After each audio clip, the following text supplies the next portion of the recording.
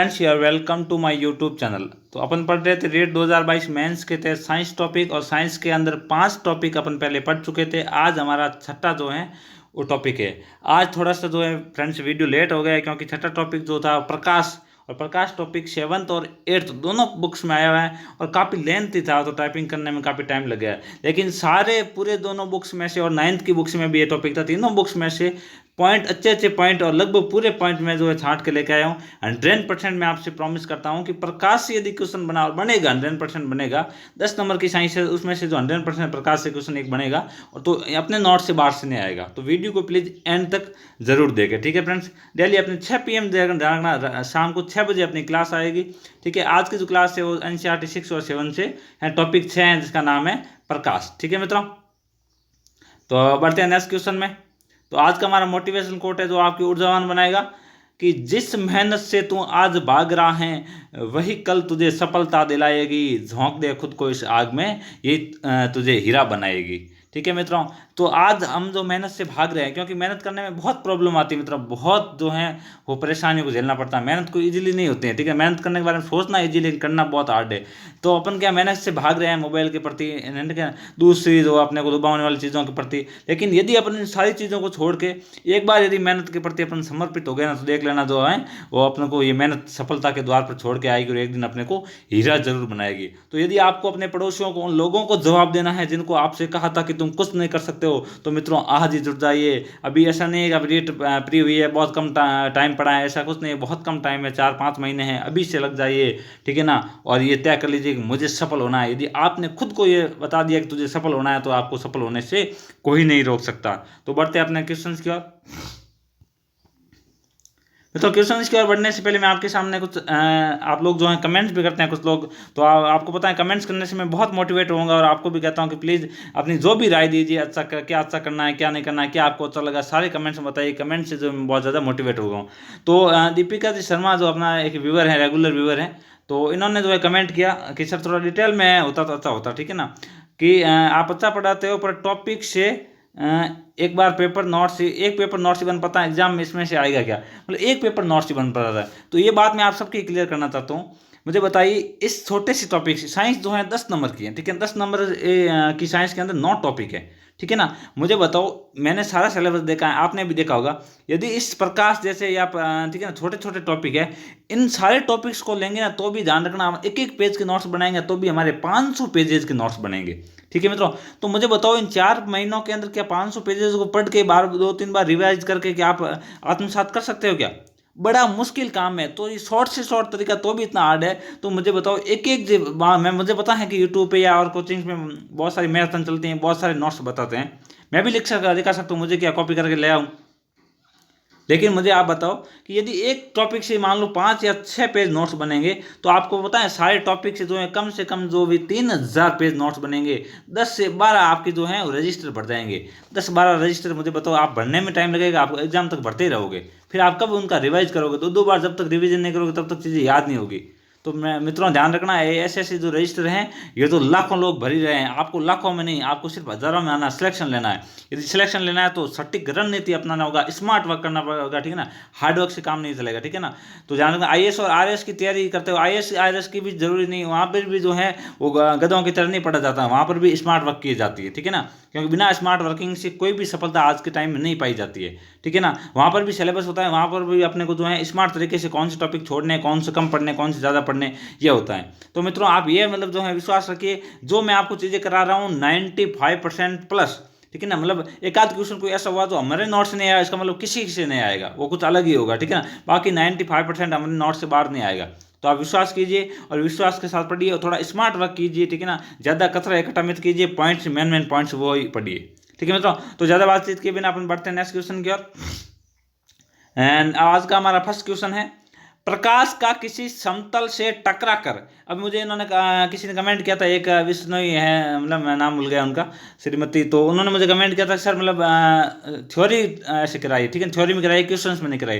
तो friends theory या question का कोई मतलब नहीं, जितने भी पॉइंट्स बन रहे हैं मैं सारे के सारे पॉइंट्स लेके आ रहा हूँ, एक भी पॉइंट्स नहीं छोड़ रहा हूँ। कुछ पॉइंट्स को MCQ में बना देता हूँ ताकि आपको ईजिली हो, बाद में इस प्रकार से MCQ बन सकता है, कुछ ऐसे ही पॉइंट्स के रूप में, कुछ थ्योरी के रूप में, है ना। तो सारे मिक्सेज है अपने नोट्स, ठीक है मित्रों। तो फर्स्ट क्वेश्चन है हमारा, प्रकाश का किसी समतल से टकरा कर वापस उसी दिशा में लौट जाना डैश डैश डैश कहलाता है। क्या कहलाता है? प्रकाश उसी जो है वो दिशा में टकरा के वापस चला जाता है। तो प्रकाश मान लो किसी समतल से टकरा कर वापस उसी दिशा में चला जाएगा, उसको बोलते हैं मित्रों परावर्तन। क्या बोलते हैं मित्रों? परावर्तन। और प्रकाश यदि मान लो किसी पृष्ठ से टकरा कर उसके आर पार निकल जाए, उसको बोलते हैं अपवर्तन। ठीक है मित्रों, तो बढ़ते हैं नेक्स्ट क्वेश्चन की ओर। कुछ नोट में मैंने बातें भी लिख दी हैं थ्योरी के रूप में। समतल दर्पण में बनने वाला प्रतिबिंब सीधा वस्तु के बराबर तथा दर्पण के पीछे बनता है। ये पॉइंट ध्यान रखिए।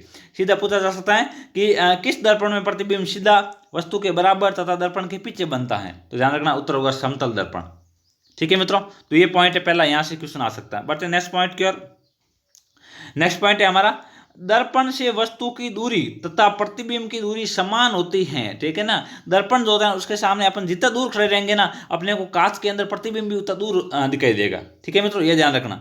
तो प्रतिबिंब की दूरी, और ये क्वेश्चन एक बार एग्जाम में किसी में आया हुआ है, मुझे याद नहीं आ रहा, तो ये ध्यान रखना, दर्पण से वस्तु की दूरी और प्रतिबिंब दोनों की दूरी ध्यान रखना समान होती है।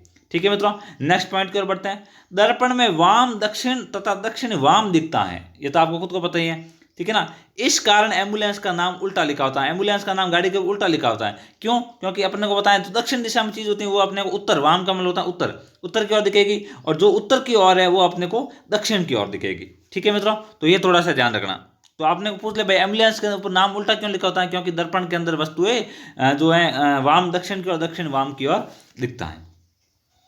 बढ़ते हैं नेक्स्ट क्वेश्चन की ओर। नेक्स्ट क्वेश्चन है कि हमारा, यदि किसी गोलीय दर्पण का परावर्तक पृष्ठ अंदर धसा हुआ हो तो ये कौन सा दर्पण होता है? परावर्तक पृष्ठ जो है अंदर धसा हो, इसका मतलब ये कौन सा दर्पण होगा? तो ध्यान रखना ये अवतल दर्पण होगा। ठीक है ना, और इसका चम्मच से जैसे होता है, मतलब चम्मच के जैसे अंदर धसा होता है अवतल दर्पण।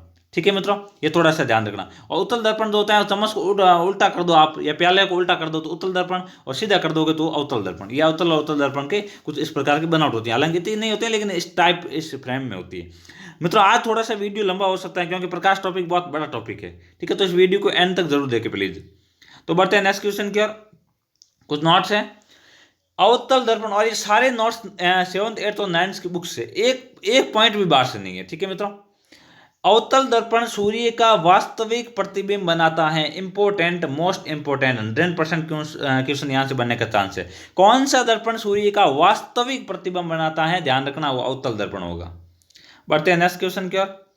वास्तविक प्रतिबिंब क्या होता है? वास्तविक प्रतिबिंब क्या होता है? पर्दे पर दर्पण से टकरा कर बनने वाला प्रतिबिंब। ठीक है ना, पर्दे के ऊपर जो है वो दर्पण, अपन जो है दर्पण के आगे पर्दा रख दिया, कोई भी प्रतिबिंब जो है वो दर्पण से टकरा कर पर्दे पर बन गया, इसका मतलब तो वास्तविक प्रतिबिंब है। और दर्पण से टकरा कर पर्दे पर प्रतिबिंब नहीं बना है, इसका मतलब कैसा है? वो आभासी प्रतिबिंब है। ये थोड़ा सा ध्यान रखना। ठीक है ना, जैसे दर्पण के सामने मोमबत्ती की लाइट का प्रतिबिंब, दर्पण के सामने आप मोमबत्ती की लाइट जो है ना, तो उसका प्रतिबिंब वापस जो अपने को दर्पण में दिखेगा, लेकिन पर्दे पर नहीं बनेगा, तो ये आभासी प्रतिबिंब है। ठीक है मित्रों, तो बढ़ते हैं नेक्स्ट की ओर। नेक्स्ट पॉइंट है हमारा, अवतल दर्पण द्वारा बना प्रतिबिंब वस्तु से छोटा या बड़ा हो सकता है, आभासी तथा वास्तविक हो सकता है। ठीक है ना, वस्तु से बड़ा और छोटा दोनों हो सकता है, और आभासी और वास्तविक ये दोनों हो सकता है अवतल दर्पण से। ठीक है, बढ़ते हैं नेक्स्ट क्वेश्चन की ओर।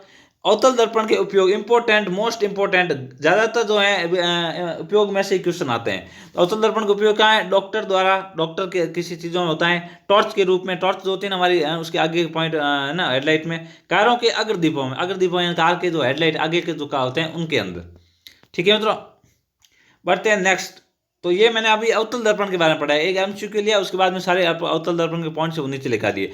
अभी ये उत्तल दर्पण है, उससे संबंधित मैंने एक एमसीक्यू लिया है, और उसके बाद में सारे इसके पॉइंट लिखा दिए। ठीक है मित्रों, तो आप जो है उत्तल अवतल ऐसे हेडिंग डाल के भी नीचे पॉइंट लिख सकते हो। वह दर्पण जिसका परावर्तक पृष्ठ उभरा हुआ हो क्या कहलाता है? तो ध्यान रखना, जिसका परावर्तक पृष्ठ उभरा हो, मतलब ऐसे प्याले को उल्टा रख दो, या मान लो कटोरे को उल्टा रख दो, ऊपर से जो भाग है ना, इस प्रकार का जो है भाग होता है, दिखता है कौन? उत्तल दर्पण। तो ये उत्तल दर्पण की परिभाषा है। ठीक है मित्रों, अब उत्तल दर्पण जो है उसके बारे में कुछ पॉइंट है पढ़ेंगे। उत्तल दर्पण में बिंब से बड़ी साइज का बनता है, यह ध्यान रखना। प्रतिबिंब जो है उत्तल दर्पण में बड़ी साइज का बनता है, उसमें किस में बनता है? छोटी साइज में। यह अधिक क्षेत्र का प्रतिबिंब बनाता है, ध्यान रखना। उत्तल जो दर्पण है अधिक क्षेत्र का, जिसको गाड़ियों के, और इसका यूज कहाँ होता है आपको? होता है गाड़ियों की साइड लाइट में। गाड़ी की साइड लाइट में जो है बहुत दूर भी जो है, मान लो आप कार में बैठे हो जा रहे हो, बहुत दूर से बाइक आ रही है तो भी वो आपको ऐसे लगेगी जैसे मान लो एकदम आपकी कार के पास में चल रही है, ठीक है ना, क्योंकि उसका जो अगर दीप होता है उसके अंदर बड़ा क्षेत्र बना देता है दूर का। कौन बनाता है? उत्तरदायी। तो ये पॉइंट जो एक एग्जाम में कई बार पूछा गया है मित्रों। एक तो के वाहनों के हेडलाइट में कौन सा दर्पण यूज होता है, तो ध्यान रखना वाहनों की हेडलाइट में, कंफ्यूज मत होना, हेडलाइट में ज्यादा शब्द है, अवतल में भी ज्यादा शब्द है, ठीक है मित्रों। तो हेडलाइट में जो है वो अवतल होता है, ऐसे याद रखना, हेडलाइट में ज्यादा शब्द है, अवतल में भी ज्यादा शब्द है, अवतल ज्यादा शब्द है, इस कारण हेडलाइट में कौन सा यूज होता है? अवतल। और वाहनों के पार्श्व या साइड में कौन सा होता है, तो पार्श्व 3 शब्द है, तो इसके भी अंदर 3 शब्द है, उत्तल, तो कौन सा होता है? उत्तल दर्पण होता है। ये दोनों ध्यान रखना, कई बार एग्जाम में क्वेश्चन आया है और शायद यहाँ से भी आने के चांस है इस बार भी। तो बढ़ते नेक्स्ट में, और इनके उपयोग है गाड़ियों के पार्श्व दर्पण में, ठीक है ना, ये कई बार पूछा गया, मेन इंपॉर्टेंट ये क्वेश्चन है, साइड का जो होता है ना उसके अंदर। नेक्स्ट हमारा क्वेश्चन है, जो किनारों से पतले वे बीच में मोटे होते हैं, मतलब ये लेंस आ गया, दर्पण हो गए पूरे, अब लेंस आ गए, तो ऐसे कौन से लेंस हैं जो किनारों से तो पतले होते हैं वे बीच में से मोटे होते हैं, ठीक है मित्रों। तो ये ध्यान रखना, ऐसे लेंस जो हैं वो अपने उत्तल लेंस हो गए, ठीक है। उत्तल लेंस कुछ इस प्रकार से बनते हैं, ठीक है मित्रों, ये इस प्रकार से किनारों से देखो पतले हो गए और बीच में से मोटे हो गए, ये कैसे लेंस हो गए मित्रों? ये अपने उत्तल लेंस हो गया ये, ठीक है ना। तो उत्तल लेंस की परिभाषा ये है, समझ में आ गया? आंख जैसी होती है हमारे, इस प्रकार का उत्तल लेंस बना होता है। अब उत्तल लेंस से संबंधित कुछ पॉइंट है वो मैंने लिख दिए, इन्हें अभिसारी लेंस भी कहते हैं। मोस्ट इंपोर्टेंट क्वेश्चन मित्रों मैं 101% कहता हूँ, लाख गुना कहता हूँ, मैं मेरे ऊपर विश्वास कर लीजिए, मेरे से आप आके जोधपुर में मुझसे मिल लीजिए, मैं 100% कहता हूँ, यहाँ से बाहर एक क्वेश्चन भी नहीं आएगा। आप ज्यादा फैक्ट्स के चक्कर में मत रहिए, इनको बार बार पढ़िए, इनसे बाहर कुछ नहीं आएगा, क्योंकि मित्रों देखिए आप आरबीएससी और एनसीईआरटी में हजारों बार यहाँ से क्वेश्चन आ चुके हैं। ये क्वेश्चन मुझे नहीं पता, मैंने कोई 100 बार तो इस क्वेश्चन को मैंने प्रीवियस एग्जाम में देख लिया है कि अभिसारी लेंस किसको बोलते हैं, अपसारी किसको बोलते हैं, ठीक है। तो मोस्ट इंपोर्टेंट है, उत्तल लेंस को अभिसारी लेंस बोलते हैं, ध्यान रखना मित्रों। उत्तल को क्या बोलते हैं? अभिसारी, और अवतल को क्या बोलते हैं? अपसारी, ये थोड़ा सा ध्यान रखना। इसे अभिसारी लेंस भी जो है वो कहते हैं, उत्तल लेंस को वस्तुओं को आवर्धक करके देखने में प्रयोग किया जाता है, अतः ये एक आवर्धक लेंस भी है, ध्यान रखना। ऐसा क्वेश्चन भी कई बार एग्जाम आया हुआ है कि किस लेंस को आवर्धक लेंस भी कहते हैं, तो ध्यान रखना उत्तल लेंस को आवर्धक लेंस भी कहते हैं। क्यों कहते हैं? क्योंकि वस्तुओं को बड़ा करके देखने में ये काम आता है, ठीक है ना। तो ये भी ध्यान रखना, ये भी क्वेश्चन कई बार एग्जाम में आया हुआ है। बढ़ते नेक्स्ट क्वेश्चन की ओर, ठीक है। और इसको देखो याद करने की ट्रिक कैसे बनानी है। अभिसारी लेंस उत्तल को कहते हैं, देखो आपको बता, मुझे अपन किसी स्टूडेंट को पूछते हैं मुझे इसका उत्तर बता, अब उत्तर से अपन समझेंगे उत्तल, इसका उत्तर बता, तो अभी स्टूडेंट जो इंटेलिजेंट होगा क्या कहेगा? अभी बताऊं, क्या बोलेगा? अभी बताऊं, उत्तल अभी बताऊं। देखो थोड़ा सा कुछ माइंड के अंदर फॉर्मेट बनाने का तरीका है। तो उत्तल लेंस है तो अभी बताऊं, तो आप कैसे जान रखना, उत्तल लेंस को और क्या कहते हैं? अभिसारी, ठीक है। और बच्चे बचा अवतल, अवतल को क्या कहेंगे? अपसारी, ठीक है मित्रों। तो ये थोड़ा सा ध्यान रखना, उत्तर और उत्तल दोनों को जो है कनेक्ट करना है, फिर बताना उत्तर कहेंगे तब क्या बोलेगा स्टूडेंट? अभी बताऊं, अभिसारी, और बाकी वाला अपसारी, ठीक है मित्रों। उत्तल लेंस को आवर्धक लेंस भी कहते हैं, ये ध्यान रखना, आवर्धक लेंस भी जो है वो कहते हैं, मतलब जो है ये तो मान लो स्टूडेंट ये कहेगा अभी बताऊं, या स्टूडेंट कहेगा मुझे नहीं आता, ठीक है ना, तब जो है वो टीचर क्या कहेगा? आवर्धक, मतलब आवे जैसे बता दे, तुझे जैसे आवे जैसे ही बता दे, ठीक है मित्रों। तो आवर्धक लेंस जो उत्तल लेंस को भी कहते हैं। बढ़ते हैं नेक्स्ट क्वेश्चन की ओर। उत्तल लेंस, इससे बने प्रतिबिंब हमेशा वास्तविक उल्टे तथा वस्तु की साइज के बराबर होते हैं, ठीक है। ये थोड़े से पॉइंट से ध्यान रखना, इस यहाँ से क्वेश्चन 1-2 बार आया, शायद आने के चांसेज है, थोड़ा कंफ्यूजन होता है, लेकिन आपको कंफ्यूज नहीं होना, मैं तो बता दूं। उत्तल लेंस है, उत्तल लेंस को अभी अपने पढ़ा था, ठीक है ना, ये अभिसारी लेंस होता है, ठीक है ना। अभी उत्तर बताऊं, मतलब पॉजिटिव थिंग है, इसका मतलब ये क्या होगा? वास्तविक होगा, ठीक है। बाकी वाले पीछे अपने आप जुड़ जाएंगे। तो ध्यान रखना, उत्तल लेंस वास्तविक होता है और अवतल आभासी होता है, बस ये 2 पॉइंट आप ध्यान रख लो, बाकी वाले पॉइंट तो अपने आप इनके साथ में आएंगे, ठीक है। 2 पॉइंट मैं ध्यान रख लो, उत्तल वास्तविक होता है और अवतल आभासी होता है, ठीक है मित्रों। उत्तल लेंस का उपयोग वेरी इंपॉर्टेंट, यहां से भी कई बार क्वेश्चन बना है, ठीक है ना। मेन क्वेश्चन ये दूरदृष्टि निवारण में, ये क्वेश्चन तो मुझे नहीं पता, मतलब 100 से अधिक बार बन गए हैं, ठीक है। दूरदृष्टि निवारण के अंदर कौन सा होता है? उत्तल दर्पण होता है, उत्तल लेंस होता है।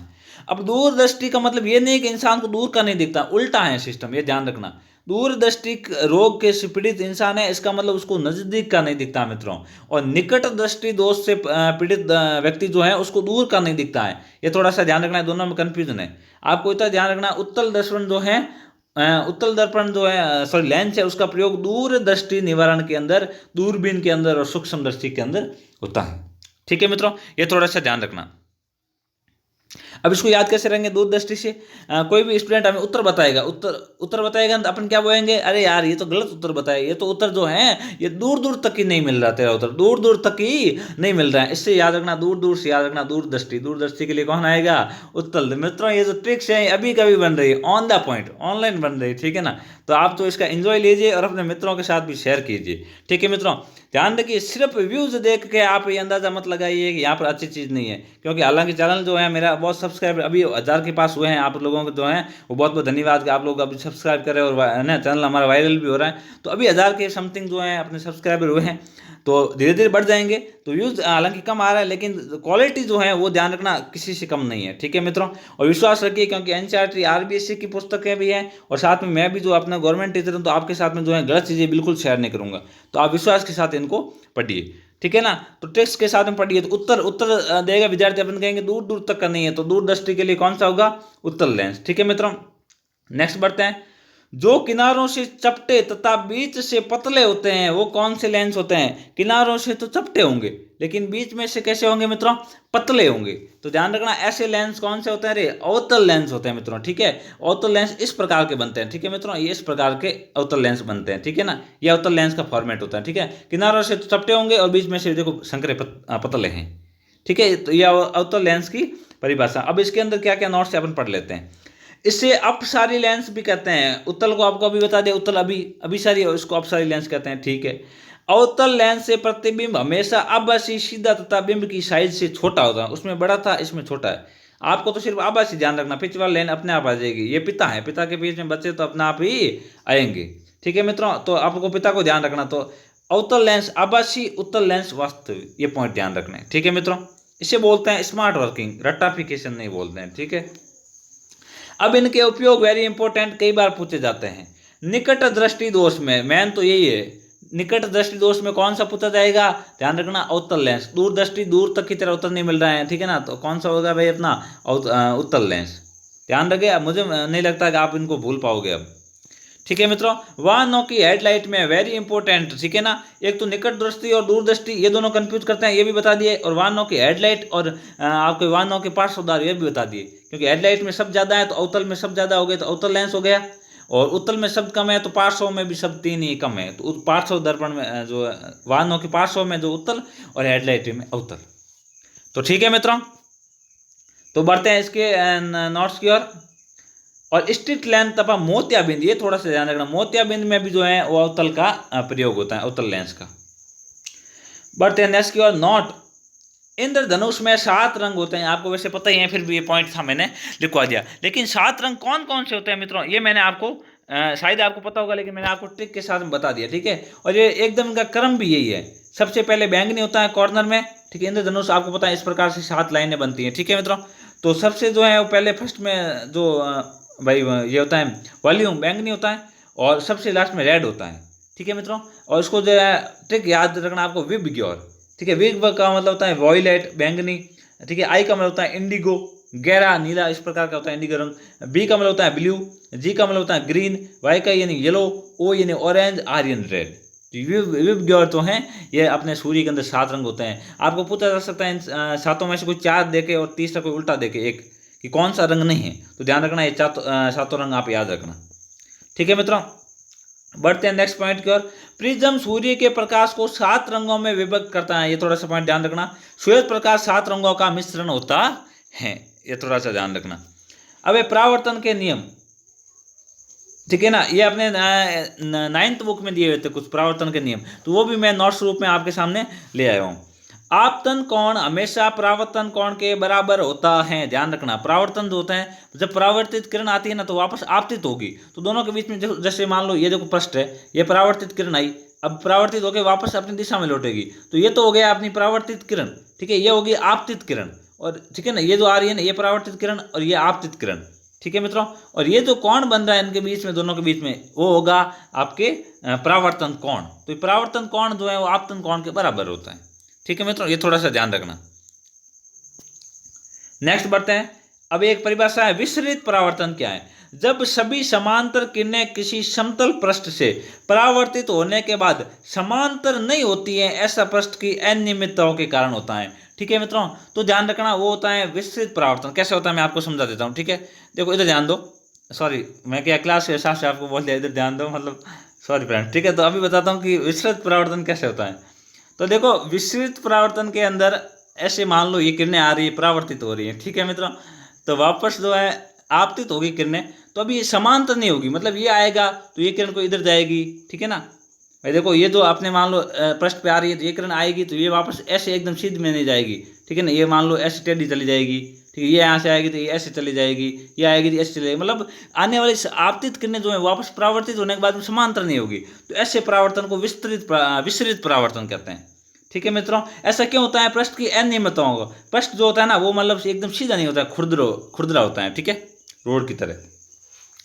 फिर नियमित परावर्तन, ये परिभाषा क्या है, ये भी आ सकती है। जब सभी समांतर किरणें किसी समतल पृष्ठ से परावर्तित होकर समांतर होती हैं। ठीक है ना, समांतर होती है, उसमें तो असमांतर थे, इसमें समांतर, ऐसे आई बिल्कुल ऐसे गई, ऐसे आई बिल्कुल ऐसे गई, ऐसे आई बिल्कुल ऐसे गई, एकदम समांतर होती है, तो वो होता है नियमित परावर्तन। और ऐसा किस पर हो सकता है? कांच पर, क्योंकि कांच का पृष्ठ एकदम जो है खुरदरा नहीं होता, चिकना होता है। ठीक है, तो पूछा जा सकता है कि कौन से पृष्ठ पे जो है नियमित परावर्तन होने की संभावना है? ध्यान रखना, कांच का पृष्ठ। ठीक है मित्रों, बढ़ते नेक्स्ट की ओर। आज मुझे लगता है काफ़ी वीडियो हो गया, क्योंकि मैं बड़ा हो गया है, मैं भी पढ़ा बड़ा थक गया, लेकिन प्रकाश टॉपिक बहुत बड़ा था मित्रों, तो आप इसको जो इंटरेस्ट के साथ पढ़िए, और शायद मेरे हिसाब से मुझे लग रहा है कि शायद आप बोर नहीं हो रहे होंगे। ठीक है मित्रों, तो अब का इसका अगला नोट पढ़ते हैं। हमारे चारों ओर की सभी वस्तुएं परावर्तित प्रकाश के कारण दिखती हैं। मोस्ट इंपोर्टेंट पूछा जा सकता है कि हमारे चारों ओर की जो सभी वस्तुएं हैं वो किस प्रकाश के कारण जो है अपने जो दिखती हैं? तो ध्यान रखना, परावर्तित प्रकाश के कारण। क्या मतलब समझे आप? मतलब सूर्य से प्रकाश आता है और वस्तुओं से टक्कर के वापस जाता है, तभी तो वस्तु दिखती है मित्रों। यदि सूर्य का प्रकाश आके वस्तुओं के अंदर चला जाता ना, तो हमें वस्तु दिखती नहीं। ठीक है ना, और प्लस के अंदर हमारे शरीर के अंदर सूर्य का प्रकाश इतना चला जाता है कि हम विस्फोट हो जाते हैं, बम की तरह फट जाते हैं, फट। ठीक है मित्रों, तो बढ़ते हैं नेक्स्ट क्वेश्चन की ओर। प्रदीप्त पिंड क्या होता है? ऐसे पिंड जो दूसरों की रोशनी से चमकते हैं, जैसे कि चांद। ऐसे पिंड जो अपनी खुद के अंदर कोई रोशनी नहीं होती, दूसरों की रोशनी से चमकते हैं। कहते हैं ना कि चमकना है तो खुद के दम पर चमकिए, और दूसरों के जो हैं वो प्रकाश से तो जुगनू भी चमका करते हैं। ठीक है मित्रों, तो खैर अपने बढ़ते हैं पॉइंट की ओर। तो ऐसे पिंड जो कि अपने खुद के प्रकाश से नहीं, दूसरों के प्रकाश से चमकते हैं, जैसे कि चांद सूर्य के प्रकाश से चमकता है। तो ध्यान रखना, ऐसे पिंडों को जो है प्रदीप्त पिंड कहते हैं। ये थोड़ा सा ध्यान रखना पॉइंट। और दीप्त पिंड क्या होता है? दीप्त यानी चमकने वाला। ऐसे पिंड जो खुद के प्रकाश से चमकते हैं उनको क्या बोलते हैं? दीप्त पिंड बोलते हैं, जैसे कि सूर्य या लालटेन। कौन सी टेन रे? लालटेन। खैर बढ़ते हैं नेक्स्ट क्वेश्चन की ओर। नेक्स्ट क्वेश्चन है हमारा विक्षेपण। अभी विक्षेपण परिभाषा है, ये भी प्रकाश में दी हुई थी। ये क्या है पढ़ते हैं। श्वेत प्रकाश का अपने रंगों में विभाजित होना। श्वेत प्रकाश है ना, ये श्वेत प्रकाश यहाँ से आया, ठीक है ना, ये टकराया, टकरा के अपने 7 रंगों में मान लो विभक्त हो गया, तो ये विक्षेपण है। ठीक है, बढ़ते हैं नेक्स्ट की ओर। नेक्स्ट तो बायोलॉजी के क्वेश्चन आ गया। ठीक है मित्रों, कॉर्निया या स्वच्छ मंडल क्या है? तो एक तो ध्यान रखना है, कॉर्निया इंग्लिश वर्ड है, इनके हिंदी वर्ड जो है ना, साइंस की हिंदी वर्ड बड़े अजीब है, अपने को लगेगा क्योंकि अपने कभी देखे नहीं है। तो ध्यान रखना, कॉर्निया या स्वच्छ मंडल, इसको हिंदी में स्वच्छ मंडल बोलते हैं। ये क्या होता है? नेत्र के पारदर्शी या अग्रभाग को कॉर्निया कहते हैं। देखो मित्रों, बायोलॉजी थोड़ी सी मेरी कमजोर है, तो मैं आपको इसको अभी तो जैसे फिजिक्स का टॉपिक था उस तरह से मैं 100% नहीं समझा पाऊंगा, लेकिन कोशिश करूंगा कि आपको समझ आ जाए। तो नेत्र का जो अगर भाग, आगे का जो भाग होता है ना, उसको जो है अपने कॉर्निया बोलते हैं। आपको जो है याद रख लेना, सिंपली समझ आ जाए तो अच्छा बात है, नहीं तो आपको एक तकनीक लगानी है, RMT, कहीं कहीं लगानी चाहिए। इसकी फुल फॉर्म होती है रट्टा मार टेक्निक। ठीक है, ठीक है, मैं तो पढ़ते हैं नेक्स्ट की ओर। नेक्स्ट क्या है हमारा? परितारिका या आइरिश। ये क्या होता है? कॉर्निया के पीछे गहरे रंग की पेशियां जो होती हैं उसको आइरिश बोलते हैं। आइरिश में एक छोटा द्वार होता है। ठीक है, तो ये ध्यान रखना, आइरिश में एक छोटा सा द्वार होता है जिसे पुतली कहते हैं। आइरिश के अंदर छोटा सा एक हॉल होता है जिसको पुतली कहते हैं। आइरिश नेत्र को एक विशिष्ट रंग देती है। यहाँ से ध्यान रखना अपने को, तो यहाँ से क्वेश्चन आ सकता है कि नेत्र को एक विशिष्ट प्रकार का रंग होता है ना, किसी का तो काला होता है, Kali Kali, sorry button next कर, तो किसी का जो है काला होता है, किसी का भूरा होता है और किसी का नीला होता है। कहते हैं नीला रंग जो है आंखों का होता है, उसको मतलब थोड़ा अलग ही मानते हैं, थोड़ा सुंदरता में ज़्यादा उसको जो है वो नंबर मिलते हैं मेरे हिसाब से। ठीक है, आपको पता हो तो हमारे जो ऋतिक रोशन है ना एक्टर, उनकी जो है वो आंखें नीली है, इसलिए वो आपको पता है सुंदरता के अंदर फर्स्ट या सेकंड में रहते हैं एनी टाइम। खैर बढ़ते हैं नेक्स्ट की ओर। तो ये रंग जो है आइरिस के कारण होता है। कुछ लोग आइरिस चेंज करा के आंखों का रंग भी आपको पता हो तो बदलवा देते हैं, तो ये थोड़ा सा ध्यान रखना। नेक्स्ट है हमारा रेटिना। रेटिना को ध्यान रखना, दृष्टि पटल कहते हैं, हिंदी में क्या बोलते हैं भाई, दृष्टि पटल। पुतली के पीछे एक लेंस होता है जिसे रेटिना कहते हैं, ठीक है, लेंस को ही रेटिना कहते हैं।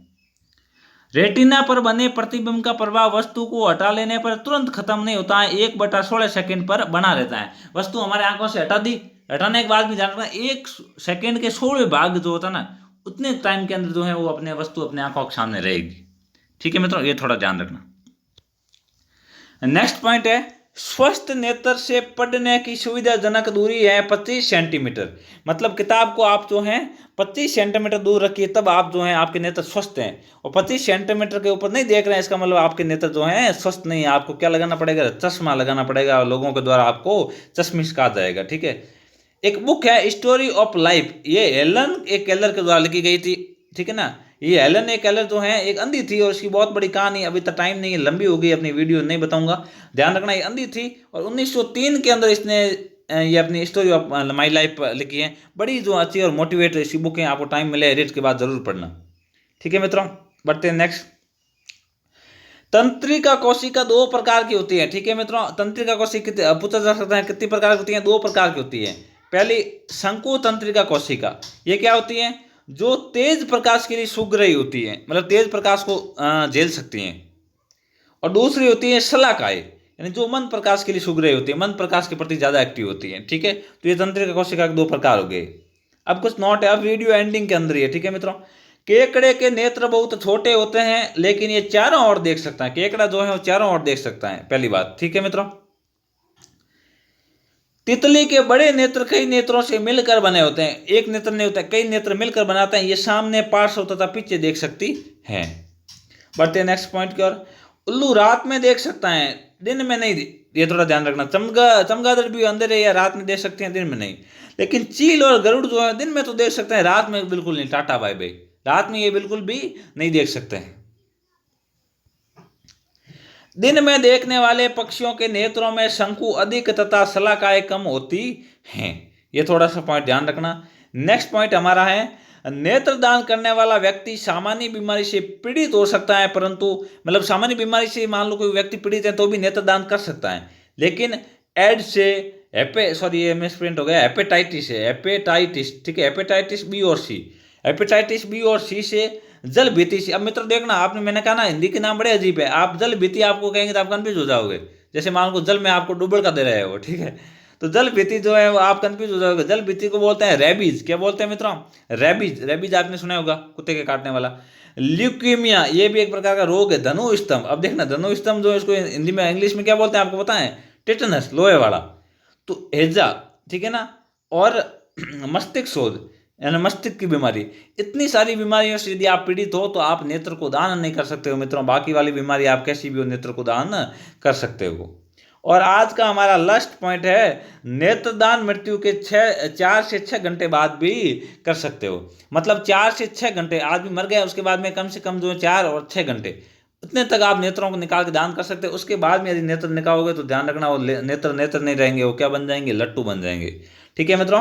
तो ये हमारे कुछ पॉइंट थे। आशा करता हूँ कि आपको वीडियो अच्छा लगा होगा। प्लीज़ वीडियो को एंड तक जरूर देखें, अपने 1 और 2 मित्रों के साथ शेयर जरूर करें। उन मित्रों को बताए कि MP सर बहुत अच्छा पढ़ा रहे हैं यूट्यूब पे, इनकी वीडियो देखें, फ्री में आ रही है, फालतू के पैसे खर्च मत करें, बाकी आपकी मर्जी, ठीक है ना। सारे पॉइंट्स कराऊंगा, इसके बाद में इंग्लिश कराएंगे, फिर अपन जब तक अपने बोर्ड की व्यवस्था भी हो रही है मित्रों, उसके बाद में अपन जो बोर्ड पे ऑन बोर्ड पे जो है वो लाइव आके हो सकता है, ठीक है ना। अपन मैथ्स पढ़ेंगे, ठीक है ना। तो सारी चीज़ें मैं आपको बहुत अच्छी तरीके से फ्री में करवाने वाला हूं। तो आप रेट 2022 मेंस की तैयारी कर रहे हैं तो अपने चैनल को सब्सक्राइब कर लीजिए। अपन हार्ड वर्क के साथ साथ स्मार्ट वर्क भी करेंगे, और इनके बाद में मैं हर पॉइंट के बाद में प्रीवियस क्वेश्चन भी कराऊंगा। तो आप रेगुलर बन के तैयारी करोगे ना मित्रों, मैं आशा करता हूँ 100% आप जो है सफलता पाओगे, ठीक है। प्री के अंदर भी जो रेगुलर मेरा स्टूडेंट रहा है उसका प्री भी बहुत अच्छा नंबर से क्लियर हुआ है। तो ठीक है मित्रों, आज का वीडियो काफ़ी लंबा हो गया है। वीडियो को एंड तक जरूर देखें और शेयर जरूर करें। थैंक यू फॉर वॉचिंग, मिलते हैं ऐसे नेक्स्ट वीडियो में।